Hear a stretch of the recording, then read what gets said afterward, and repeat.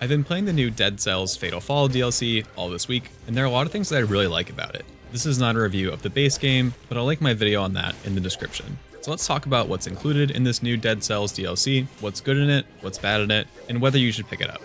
The Fatal Falls DLC includes 2 new areas in the middle of the game, a new mid-game boss option, and 7 new weapons and items, as well as some more outfits if that's something you care about. The first level, Fractured Shrines, comes after the first boss of the run, and it feels very different than a lot of other Dead Cells levels. While a number of levels have environmental hazards, such as the Ancient Tubers or the newer Derelict Distillery, in my opinion, Fractured Shrines has by far the most challenging platforming in Dead Cells. There are dropping floors, birds that run across the map that can kill you, vertical shooting spike balls, traps you can trigger that can knock you off your platform, spinning axes, and all of these things that can plunge you to your death, or at least plunge you to lose a decent chunk of your health bar. These can all be challenging and frustrating to manage if you're bad at platforming or don't really enjoy hard platforming, like I don't, but it's also one of those things where you can very quickly figure out how to manage most of these hazards. Because of that, I initially didn't really like the level that much, but now that I've learned how to manage these platforming hazards a little bit more, I like it a lot more. The level also, of course, adds some new enemies, and it has these cool mini bosses on each run that you can choose to fight for an extra reward.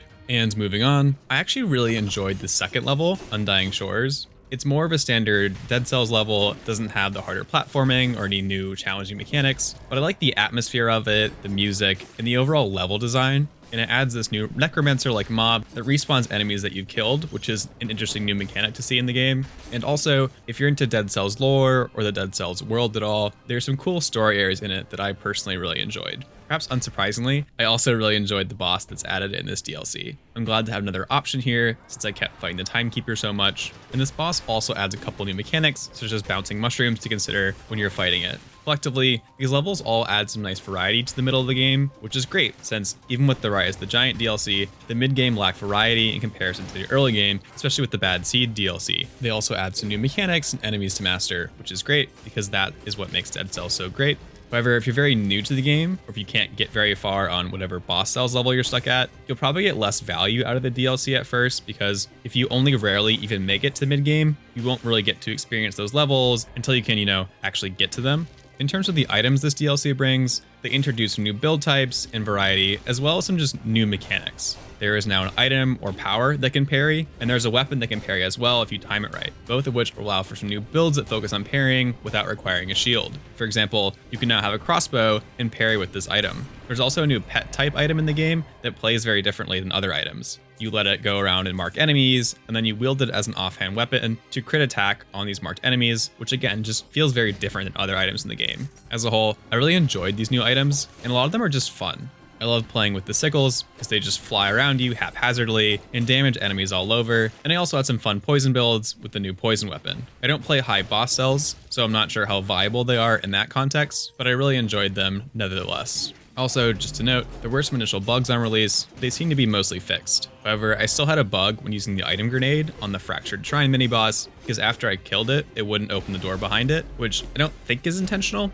But anyways, if you see reports about the DLC being buggy, the devs have addressed those main issues there.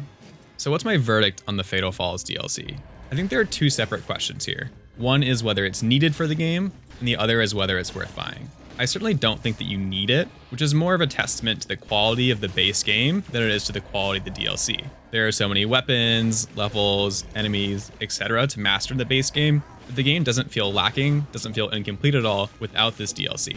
But is it worth getting? If you like the base game, you'll probably also really enjoy the DLC. But if you didn't like the base game, this DLC probably won't change that. While it adds some new mechanics, enemies, etc., it's also more of the same. I think the Bad Seed DLC might be better one to pick up first because the levels come earlier, which means that you'll get to explore them in more runs, especially if you often die before, getting to the end. But I do think the DLCs are pretty similar in quality, although again, there are some differences between the level design. And on that note, if you absolutely hate platforming, you're probably gonna hate one of the 2 levels that was added in this game. All in all, this DLC gave me more to explore in this amazing game, so it was $5 well spent to support these devs. Please like this video to help me out, and thanks for watching.